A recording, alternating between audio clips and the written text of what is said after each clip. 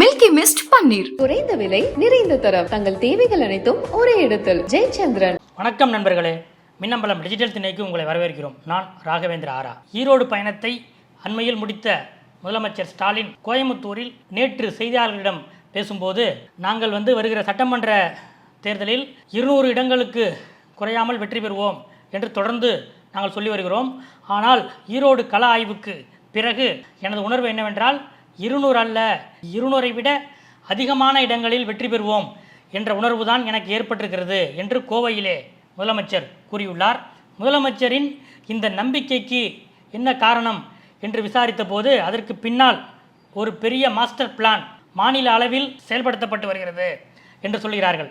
அப்படி என்ன master plan என்று விசாரித்த போது, அதாவது வருகிற 2025 பட்ஜெட் அநேகமாக மார்ச் அல்லது ஏப்ரல் மாதங்களில் சட்டமன்றத்தில் தாக்கல் செய்யப்பட இருக்கிறது. அதுதான் இந்த திமுக அரசாங்கத்துடைய, இந்த ஆட்சியுடைய கடைசி பட்ஜெட். அதற்கு பிறகு 2026 இடைக்கால பட்ஜெட் தான் தாக்கல் செய்ய முடியும். 2026 சட்டமன்ற தேர்தலில் வெற்றி பெறும் கட்சி தான் அதற்கு அடுத்த பட்ஜெட்டை சட்டமன்றத்தில் தாக்கல் செய்யும். ஆக 2021 ஆட்சிக்கு வந்த திமுக அரசாங்கத்துடைய கடைசி பட்ஜெட்டாக, கடைசி முழு பட்ஜெட்டாக 2025 பட்ஜெட் இருக்க போகிறது. அது ஒரு தேர்தல் பட்ஜெட்டாக இருக்கும் என்பதற்கு எல்லா விதமான காரணங்களும் இருக்கின்றன. ஏனென்றால் அதுக்கு அடுத்த வருஷம் தேர்தல் வந்துட போகுது. இந்த நிலையில்தான் இப்போது இந்த மாதத்திலிருந்து டிசம்பர் 15 தேதிக்கு பின்னால் தமிழ்நாடு முழுவதும் ஒரு சர்வே நடந்து வருகிறது என்று சொல்கிறார்கள். என்னென்னா, திமுக கூட்டணி 200க்கும் அதிகமான இடங்களை வருகிற சட்டமன்ற தேர்தலில் வெற்றி பெற வேண்டுமென்றால் என்ன செய்யணும் என்பதற்கான, மக்கள் என்ன நினைக்கிறார்கள் என்பதை அறிந்து கொள்வதற்கான அந்த சர்வேயை தமிழ்நாடு அரசு துறைகள் உள்ள முக்கியமான ஊழியர்கள் அந்த சர்வேயை ஆரம்பித்து விட்டார்கள். அதாவது இந்த ஆட்சி எப்படி இருக்கு, இந்த ஆட்சியுடைய எந்த திட்டம் உங்கள் வீட்டுக்கு வந்திருக்கு, அதாவது மகளிர் உரிமை தொகையாக இருக்கலாம், அல்லது மாணவிகளுக்கு அரசு வழங்கக்கூடிய புதுமை பெண் உதவித்தொகையாக இருக்கலாம், அல்லது மாணவர்களுக்கு வழங்கக்கூடிய தமிழ் புதல்வன் அந்த திட்டமாக இருக்கலாம், மக்களை தேடி மருத்துவம் அந்த திட்டமாக இருக்கலாம். இப்படி ஏகப்பட்ட திட்டங்கள் இருக்கிற இந்த நிலையிலே உங்களுக்கு பயன் அளித்த திட்டம் என்ன, அப்புறம் உங்களுக்கு பயன் அளிக்காத திட்டம் என்ன, எது நீங்கள் வரும்னு நீங்கள் எதிர்பார்த்தீங்க அது உங்களுக்கு வரலை, அப்புறம் இந்த ஆட்சியுடைய பெரிய குறை என்ன நீங்கள் நினைக்கிறீங்க என்றெல்லாம் ஒரு 10 கேள்விகளோடு ஒரு சர்வே இந்த டிசம்பர் நடுப்பகுதியில் இருந்து ஆரம்பிக்கப்பட்டு விட்டது. இந்த சர்வேயை தமிழ்நாட்டின் 234 சட்டமன்ற தொகுதிகளிலும் இருக்கக்கூடிய கிராமங்கள், நகரங்கள், பேரூர்கள் என்று ஒரு ஊர் பாக்கி இல்லாமல் எல்லா வகையான பகுதிகளுக்கும் சென்று எடுக்க வேண்டும். இந்த சர்வேயுடைய ரிப்போர்ட்டை மார்ச்சுக்குள் அரசாங்கத்துக்கு அனுப்ப வேண்டும். அதாவது மிக துல்லியமான ரிப்போர்ட்டாக அது இருக்க வேண்டும். ஒவ்வொரு ஊரிலும் எந்த சமுதாயம் அதிக எண்ணிக்கையில் இருக்கக்கூடிய சமுதாயம், அங்கே பெண்கள் எத்தனை பேர் இருக்கிறார்கள், இன்னும் சொல்லப்போனால் ஒவ்வொரு வீட்டிலும் பெண்கள் இந்த ஆட்சியை பற்றி என்ன நினைக்கிறார்கள் என்பது பற்றியான சர்வேயாகத்தான் இது இருக்கிறது என்று சொல்கிறார்கள். மார்ச்சுக்குள் அந்த சர்வே முடிவுகளை அரசாங்கத்துக்கு அனுப்பி வைக்க வேண்டும். இந்த முடிவை வைத்து கொண்டு தான் 2025 பட்ஜெட்டில் ஒரு முக்கியமான எதிர்பார்ப்புகள் பூர்த்தி செய்யக்கூடிய அளவுக்கு அறிவிப்புகள் இருக்கும் என்று சொல்கிறார்கள். இது ஒரு பக்கம். இன்னொரு பக்கம், நாளைக்கு டிசம்பர் 22ஆம் தேதி திமுகவின் தலைமை செயற்குழு கூட்டம் நடக்க இருக்கிறது. இந்த கூட்டத்தில் உட்கட்சி ரீதியான சில முக்கியமான விவகாரங்கள் விவாதிக்கப்படக்கூடும் என்று சொல்கிறார்கள். அதாவது தேர்தல் நிதி பற்றியான ஒரு உத்தரவு அனைத்து மாவட்ட செயலாளர்களுக்கும் ஏற்கனவே அனுப்பப்பட்டிருக்கிறது.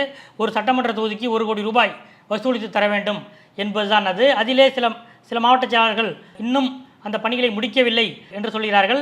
அது பற்றியான ஒரு அறிவுறுத்தல் நாளைய கூட்டத்தில் இருக்கும் என்றும், அதே போல் இந்த மாவட்ட மறுசீரமைப்பு, ஒரு மாவட்டத்துக்கு 3 சட்டமன்ற தொகுதிகள் என்ற வரையறையோடு இருக்க வேண்டும் என்று ஏற்கனவே திட்டமிடப்பட்டு, அதன் அடிப்படையில் ஒரு பட்டியல் தயாரிக்கப்பட்டு, அதாவது இப்போ இருக்கிற மாவட்டங்களை எப்படி பிரிக்கலாம், அதனுடைய மாவட்ட செயலாளர்களாக யாரை நியமிக்கலாம் என்பது வரையும் பட்டியல் தயாரிக்கப்பட்டு ஏற்கனவே அது முதலமைச்சர் பார்வைக்கும் அனுப்பப்பட்டுள்ளது.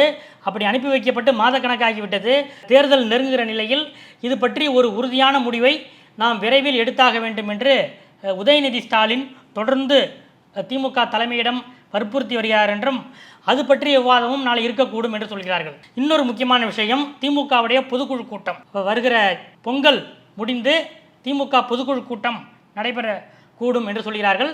அந்த பொதுக்குழு கூட்டத்தை சென்னையில் நடத்துவதா அல்லது சென்னைக்கு வெளியே நடத்துவதா என்ற ஒரு கேள்வி ஏற்கனவே திமுக தலைமைக்குள் ஓடிக்கொண்டிருக்கிறது. ஏற்கனவே நிர்வாகிகளின் எண்ணிக்கை மிகவும் அதிகமாகி இருக்கிறது. ஒவ்வொரு மாவட்டத்திலும் அனைத்து சார்பு அணிகளுடைய நிர்வாகிகள் நிரப்பப்பட்டிருக்கிறார்கள். ஒன்றியங்கள் ஏற்கனவே 2ஆக, சில இடங்களில் 3ஆக கூட பிரிக்கப்பட்டு அதனுடைய நிர்வாகிகள் இருக்கிறார்கள். பொதுக்குழு உறுப்பினர்கள் எண்ணிக்கை அதிகரித்திருக்கிறார்கள்.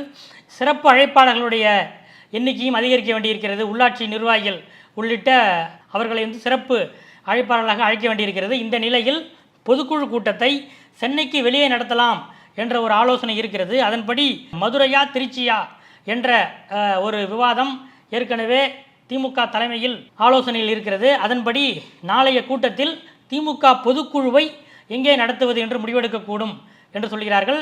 அதாவது வருகிற திமுகவின் பொதுக்குழு கூட்டம் மதுரையை விட திருச்சியில் நடக்கவே அதிக வாய்ப்பு இருக்கிறது. அமைச்சர் KN நேரு அதற்கான ஏற்பாடுகளை ரொம்ப சிறப்பாக செய்வார் என்று முதலமைச்சர் நம்புவதால் திமுகவின் வருகிற பொதுக்குழு கூட்டம் காவேரி கரையில் நடக்கலாம் என்பதுதான் திமுக முக்கிய நிர்வாகிகளின் எதிர்பார்ப்பாக இருக்கிறது. இது திமுக சைடு அப்டேட். அதிமுக தரப்பில் என்ன நடக்கிறது என்று கேட்டால், அக்கட்சியின் பொதுக்குழு டிசம்பர் 15ஆம் தேதி நடைபெற்றது. அதிலே மாநில திமுக அரசுக்கு எதிரான தீர்மானங்களை கண்டனம் என்ற வார்த்தையிலும், மத்திய அரசுக்கு எதிரான அந்த தீர்மானங்களை வலியுறுத்தல் என்ற வார்த்தையிலும் வகைப்படுத்தியிருந்தார்கள். இதுவே ஒரு பெரிய விமர்சனமானது. அதாவது 2023 செப்டம்பரில் பாஜக கூட்டணியில் நாங்கள் இல்லை என்று அதிமுக அறிவித்து விட்டது. ஆனாலும் அப்போதிலிருந்தே திமுக என்ன சொல்கிறது என்றால், இல்லை இவங்களால் பாஜக விட்டு விலகவே முடியாது, இது ஒரு கண் துடைப்பு அறிவிப்பு, அதிமுகவும் பாஜகவும் மறைமுகமான கூட்டணியில் இருக்கின்றன என்று முதலமைச்சரில் தொடங்கி திமுகவின் பேச்சாளர்கள் வரை அடித்து சொல்லி வந்தார்கள்.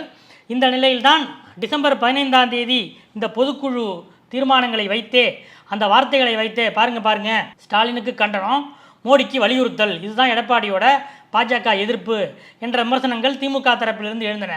இந்த நிலையில்தான் நாடாளுமன்றத்தில் அம்பேத்கர் பற்றி உள்துறை அமைச்சர் அமித்ஷா சர்ச்சைக்குரிய வகையில் பேசினார் என்று தமிழ்நாட்டில் அனைத்து கட்சிகளும் வலிமையான போராட்டங்களில் இறங்கினார்கள். விடுதலை சிறுத்தைகள், திமுக, காங்கிரஸ் உள்ளிட்ட அனைத்து கட்சிகளும் நடத்திவிட்டன. புதிய தமிழகம் தலைவர் கிருஷ்ணசாமி கூட அமித்ஷா அப்படி பேசியிருக்க கூடாது என்று சொன்னார். இன்றைய தேதியில் தேசிய ஜனநாயக கூட்டணியிலே இருக்கக்கூடிய பாட்டாளி மக்கள் கட்சி நிறுவனர் டாக்டர் ராமதாஸ் அம்பேத்கரை பற்றி யார் இழிவாக பேசியிருந்தாலும் நான் வன்மையாக கண்டிக்கிறேன் என்று கூறினார். இப்படிப்பட்ட நிலையில் தேசிய ஜனநாயக கூட்டணியில் இப்போது இடம்பெறாத அதிமுக தரப்பிலிருந்து ஒரு கண்டனம் என்றோ போராட்டம் என்றோ எந்த ஒரு பெரிய ஒரு எதிர்ப்பும் இல்லை. இன்னும் சொல்ல போனால் அதிமுக பொதுச் செயலாளர் எடப்பாடி பழனிசாமியிடம் இது பற்றி கேட்டதற்கு ஜெயக்குமார் என்ன சொன்னாரோ அதுதான் என் கருத்து என்று கேட்டார். ஜெயக்குமார் என்ன சொன்னார்? அம்பேத்கரை தரக்குறைவாக பேசியவர்களை மக்கள் நிராகரிப்பார்கள் என்று ஜெயக்குமார் சொன்னார். இதற்கு மக்கள் நிராகரிக்கிறது, மக்கள் ஆதரிக்கிறது என்பதெல்லாம் அடுத்தது. அதை நீங்கள் எதிர்க்கிறீர்களா இல்லையா, நீங்கள் கண்டனம் தெரிவிக்கிறீர்களா இல்லையா, நீங்கள் கண்டிக்கிறீர்களா இல்லையா என்பதுதான் கேள்வி. ஆனால் அதற்கு எடப்பாடி பழனிசாமி எந்த பதிலும் சொல்லவில்லை. இந்த நிலையில்தான் இன்று டிசம்பர் 20ஆம் தேதி சென்னையில் கிறிஸ்துமஸ் விழா நடைபெற்றது அதிமுக சார்பிலே. அந்த கூட்டத்திலே பேசிய அதிமுக பொதுச் செயலாளர், அதிமுக மதச்சார்பற்ற கொள்கையில் இருந்து என்றைக்கும் பின்வாங்காது என்று கூறியுள்ளார். மற்றும் விதைகளை நாம் விதைப்போம், விளைச்சலை இறைவன் பார்த்து கொள்வான் என்று சொல்லியிருக்கிறார். அதே போல கிறிஸ்தவர்களுக்கு என்னென்ன சலுகைகள் கிடைக்கிறதோ அது தலித் கிறிஸ்தவர்களுக்கும் கிடைப்பதற்கு அதிமுக மீண்டும் ஆட்சிக்கு வரும்போது உரிய நடவடிக்கைகள் எடுப்போம் என்றும் சொல்லியிருக்கிறார். இவ்வளவு சொன்னவர் பாஜகவை பற்றி அட்டாக் இந்த கூட்டத்திலும் இல்லை. இந்த நிலையில்தான் பாரதிய ஜனதா கட்சி வருகிற சட்டமன்ற தேர்தலில் அதிமுகவுடன் கூட்டணி வைக்க விரும்புகிறது என்கிற தகவல் டெல்லியிலிருந்து கிடைக்கிறது. என்னென்னா, இப்போதைய மாநில தலைவர் அண்ணாமலை தான் அதிமுகவுக்கு ஒரே பிரச்சனை.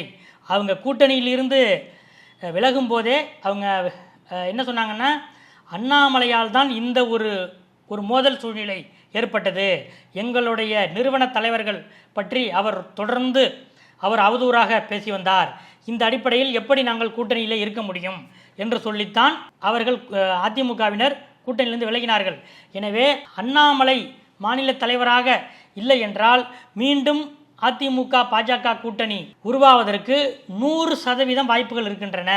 இந்த நிலையில் அண்ணாமலையை வருகிற 2025 டெல்லி சட்டமன்ற தேர்தல் நடக்கிறது, அதற்கு பொறுப்பாளர் அல்லது வேறு ஏதாவது கட்சி பொறுப்பிலே போட்டுவிட்டு தமிழ்நாட்டில் நயினார் நாகேந்திரனையோ அல்லது ஏற்கனவே அண்ணாமலை லண்டன் சென்ற போது ஒருங்கிணைப்பு குழு நியமித்தார்கள் அல்லவா, அதே போல ஒரு குழுவையோ நியமித்து பாஜகவை நிர்வகித்து அந்த சூழலில் அதிமுகவோடு இணக்கத்தை அதிகரித்து வருகிற சட்டமன்ற தேர்தலில் அதிமுகவோடு கூட்டணி போட்டுக்கொள்ளலாம் என்பது பாஜகவின் எண்ணமாக இருக்கிறது. அதற்கான முயற்சிகள் தொடர்ந்து நடக்கின்றன என்று சொல்லி வருகிறார்கள். இந்த நிலையில்தான் எடப்பாடி பழனிசாமி இப்போதே நாம் பாஜகவை கடுமையாக விமர்சிக்க வேண்டாம் என்ற ஒரு நிலையில் இருப்பதாக சொல்கிறார்கள். அதனால்தான் அந்த பொதுக்குழு தீர்மானத்திலும் அப்படிப்பட்ட வார்த்தைகள் இடம்பெற்றன. அடுத்ததாக அம்பேத்கர் பற்றி அமித்ஷா கூறிய அந்த கருத்துக்களுக்கு அதிமுக காட்டமாகவோ மிக கடுமையாகவோ ஒரு விமர்சனமோ ஒரு போராட்டமோ நடத்தவில்லை. அதிமுகவின் கிறிஸ்துமஸ் விழா கூட்டத்திலும் அவர் அப்படி ஒரு பெரிய அட்டாக்கை பாஜக மீது வைக்கவில்லை. டெல்லி பாஜகவின் இந்த மூவ் அறிந்துதான் எடப்பாடி பழனிசாமி சற்று நிதானமாக இந்த விஷயத்தை கையாள்கிறார்.